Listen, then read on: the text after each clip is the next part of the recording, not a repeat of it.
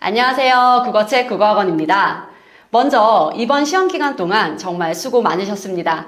아이들뿐만 아니라 옆에서 함께 긴장하고 챙기고 기다려주신 학부모님들도 참 애쓰셨어요.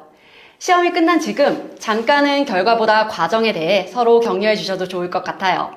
아마 지금쯤 많은 부모님들께서 부족했던 과목을 채우기 위해 새로운 학습 계획을 세우고 계시겠죠?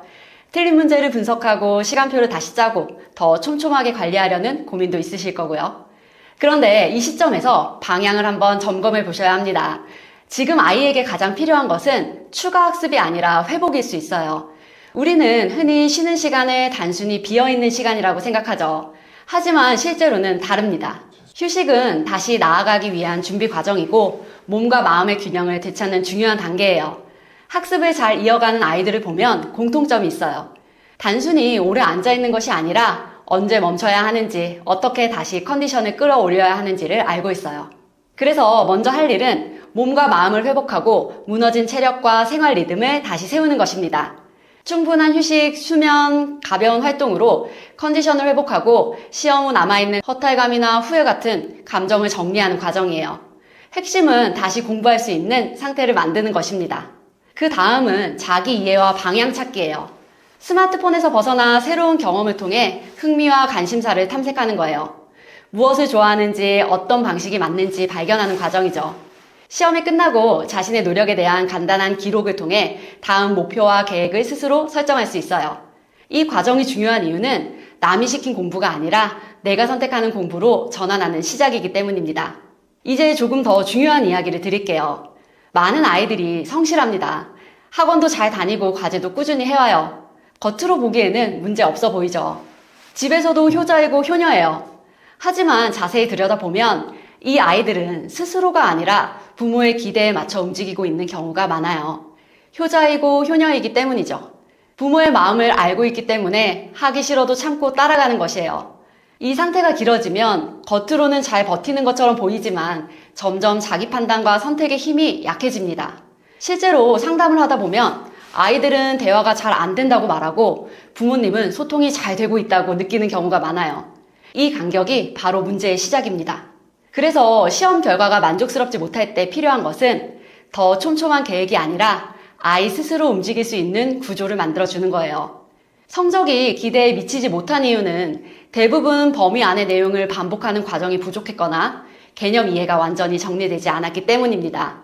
그리고 그 근본에는 자기주도적인 학습 습관이 자리 잡지 못한 경우가 많아요. 방향은 분명해요. 아이 스스로 선택하고 실행할 수 있는 환경을 만드는 것입니다. 처음에는 시행착오가 생길 수 있어요. 시간을 허투루 쓰기도 하고 계획이 무너지기도 합니다. 하지만 그 과정이 있어야 자신에게 맞는 공부 방식이 만들어져요. 어느 시간대에 집중이 잘 되는지, 어떤 공간에서 효율이 높은지, 얼마나 해야 지치지 않는지 이런 것들은 직접 겪어봐야 알 수 있습니다.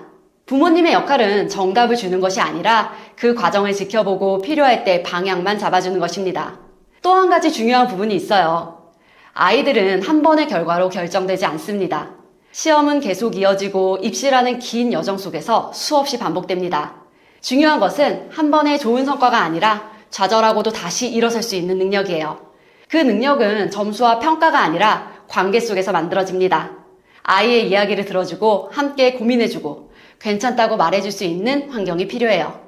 지금 이 시기는 다음 점수를 위한 준비가 아니라 아이의 방향을 다시 세우는 시간입니다. 조금 기다려주셔도 괜찮아요. 조금 돌아가도 괜찮아요. 이번 시험을 준비하며 아이들도 정말 많이 애썼습니다.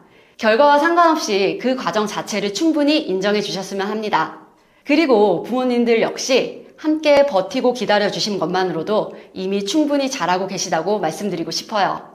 이 시간을 통해 아이와 결과가 아닌 과정에 대해 이야기해 보시고 평가가 아닌 진심으로 마음을 나누는 시간을 가져보셨으면 합니다. 아이들은 이해받고 있다고 느낄 때 비로소 다시 움직이기 시작합니다. 아이와의 관계가 달라지면 공부의 흐름도 자연스럽게 발전하는 방향으로 바뀔 거라고 강조하고 싶어요. 마지막으로 이번 중간고사 기간 동안 아이들을 믿고 맡겨주신 학부모님들께 진심으로 감사드립니다. 국어책 내신 프로그램을 통해 단순한 문제풀이가 아니라 지문을 읽는 방법과 내신 공부 방향을 잘 찾아서 의미 있는 성과를 만들어낸 학생이 많아 기쁩니다. 물론 기대만큼의 점수가 나오지 않은 학생들도 있어요. 하지만 저희는 결과에 멈추지 않고 시험지를 함께 분석하며 어디에서 읽기가 흔들렸는지, 어떤 판단에서 답을 놓쳤는지를 끝까지 확인하고 그 보완점을 기말고사까지 연결하도록 하겠습니다.